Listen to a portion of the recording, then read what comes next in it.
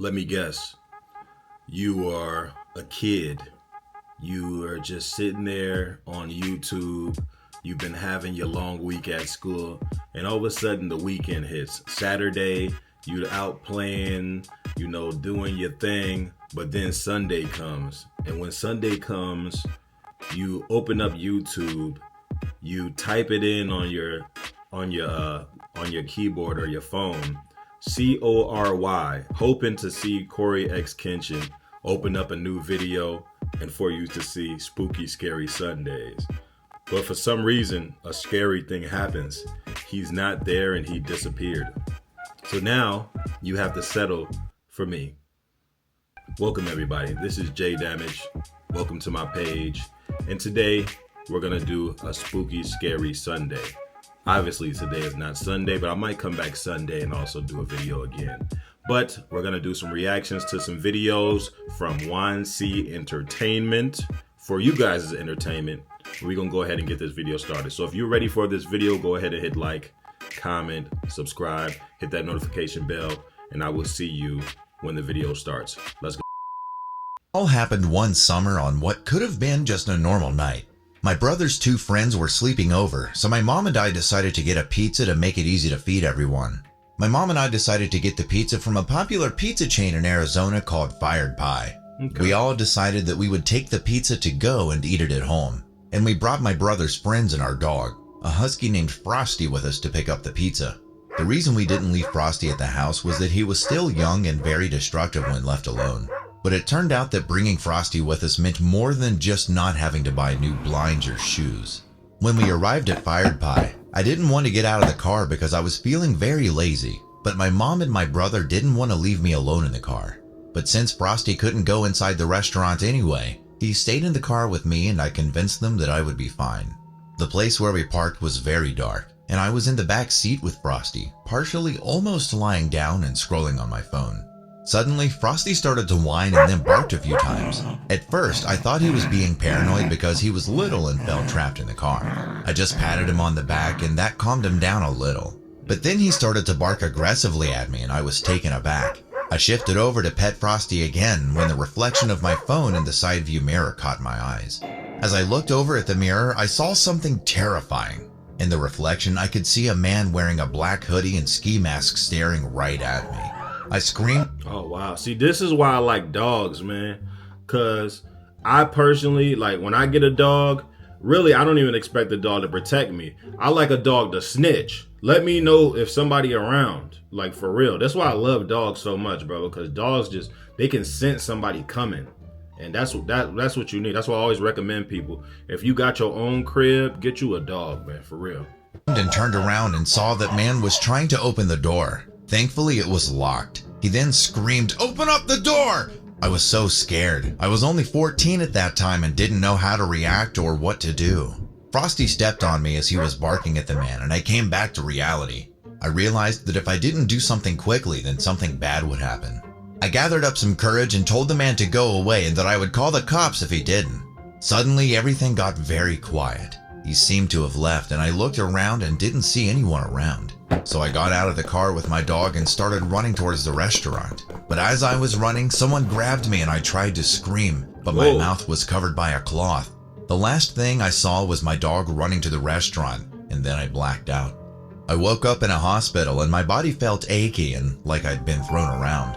I looked around and saw my mom and my brother, who seemed very concerned about me. I then asked them what had happened. They told me that Frosty came running to the restaurant and was noticed by the waiters at the door. When my mom and brother saw Frosty, they were very scared as they knew something must have happened. They ran to the parking lot and saw that I wasn't in the car. My mom called the cops and then Frosty suddenly started barking at a shady-looking van nearby.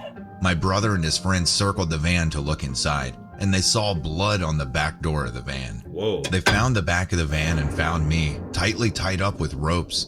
Suddenly, the attacker came around the van with a knife, and I can only guess that he was looking for more victims. When my brother saw the man holding a knife, he immediately attacked him out of anger, while his friends came from behind him. Beat his ass. Hell yeah. Boy, man, bro. I mean, I've been stabbed up on 2 different occasions, so I ain't gonna lie. Them knives come out, I get paranoid. But man, hell yeah. You coming towards my people with a knife, I don't care. Like, boy, it's going down. All right, let's go. And held back his arms and took the knife. Meanwhile, my mother was trying to get the ropes off of me. Later, the police arrived and stopped the fight, then arrested the attacker while I was transported to the hospital. The investigation later revealed that the man was a sex offender, drug dealer, and a human trafficker. He was most likely planning to kidnap and sell me. I'm so thankful to Frosty, and to this day, I still wonder what would have happened if we decided to leave him at the house. Most likely, I wouldn't be here to tell you this story. Man, listen, man. I encourage every young person out there, man. Try your best not to be by yourself. And if you do happen to be by yourself, try to get some help, man, if you feel like you are truly in danger. There's a lot of weird people out here, sex offenders, and a lot of these strange guys who like prey on young people. So I encourage everybody, man, like if you are around something, around a person, maybe a family member, a person, even a person in your household. If you see something where you feel like it's some potential danger or some activity that could turn you into a victim, report it immediately. Let's continue. I used to work as a waitress from 1990 to 1991 as a part-time job while I was completing my associate degree in business. Although I made friends at my job, I didn't really like it because I was only getting paid $7.25 an hour. Every day went the same exact way, except one day would stick with me until the day I vanished from this earth. I was working one night and I saw a dusty couple along with a teenage girl enter the restaurant. I sat them down at the table. As they all sat down, the girl accidentally pushed her fork off the table. I picked it up for her, and as she took it from me, she grabbed my hand pretty firm while taking the fork from me. I didn't think too much of it at first and just continued my shift. I don't know why that's funny. Like you just with somebody, you drop something on the ground, then next thing you know, you turn and look at them and they grab your hand hard as hell like, help me, help me. All right, let's continue. I came by near the table again when I was on my way to grab someone's food, and the girl again dropped her fork. I thought it must have been a coincidence and I gave it back to her, and she took the fork again from me and also squeezed my hand again, though this time it was more firm. She trying to give her a sign. Nigga, I'm in danger. No, are you noticing this? By her table 2 more times, and both times she would also drop her fork, and both times I picked it up for her, and she would squeeze my hand both times, but after every squeeze it felt tighter and tighter each time as she did it. Now I knew she was doing it intentionally. Something had to have been wrong, but it was hard to tell at that very moment. Not too much later, they eventually finished their meals and all 3 of them had left the restaurant. Man. I went over to their table to clean it, and as I picked up the plate, I saw that there was a napkin under the plate, and it had words on it, and it said, "Help me, call the police." My mind was now racing with dark thoughts. Was this girl kidnapped? Was she trying to escape her captors? Who were those people that she was with? It was so hard to process what was going on. The whole week I thought about this girl. I felt so bad for not realizing the situation she was actually in. It kept hitting me like a bullet.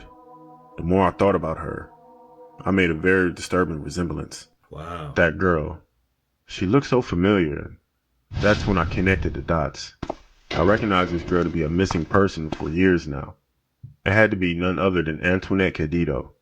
Her whole face and body physique matched her description. Every night before I go to bed, I always remember that encounter. I kept feeling like I was the worst person in the world.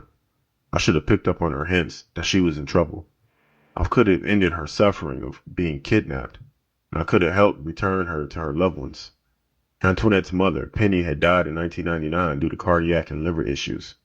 Now that I think about this case more, I strongly believe that her mother had something to do with her disappearance.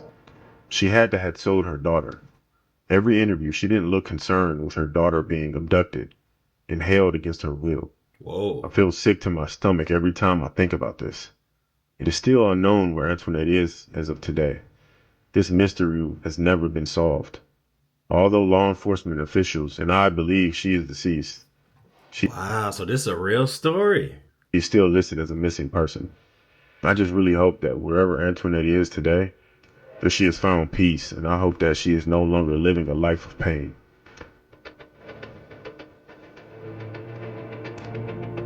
Ooh, man. Yo, that just gave me the chills, man. Oh my God. Like, yo, like, man, that is crazy. It's crazy that this is even a true story, man. Like, man. Okay, so, man, listen to me, man. All of my young people who happen to stumble upon my videos, listen to me closely, man.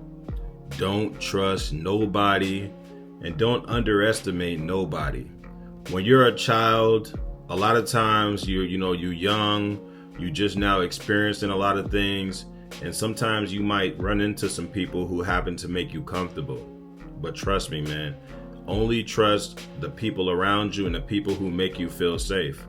Because I'm telling you, underestimating people, getting in cars with people, trusting people with things, I'm telling you, people will do some wild stuff, and you can get kidnapped out here. And don't think because you're a little boy that you can't be kidnapped. Boys and girls, even grown men get kidnapped. So I don't want anybody out here to think that just because you're a certain type of person that you're also safe. Always watch your surroundings. Watch the people that you're around. If anybody offers you something, hey, yo, drink this drink. You want, like, somebody come up to you, hey, you want this drink? You want this candy? Always tell people no, man. Always stay cautious and keep your guard up because, man, you cannot trust people, man. It's crazy that that little girl is still missing to this day, man. All I can do is just pray for her and pray for her family. And, man, I hope she gets a safe return. What's her name? Because I think this is a real story. So let me try to find what her name is real quick. Yeah, I don't really see what her name is. So this story may not be real. It says Antoinette. So if that story is real, man, if you see that girl, man, report that. But if it's not real, I mean, at least we can take in this story and we can use this as ammo for everybody to know, man, be careful out there, man, especially the young people who happen to be out there.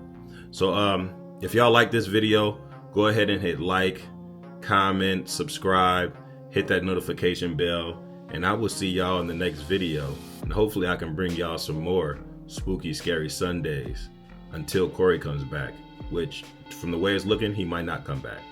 Peace out.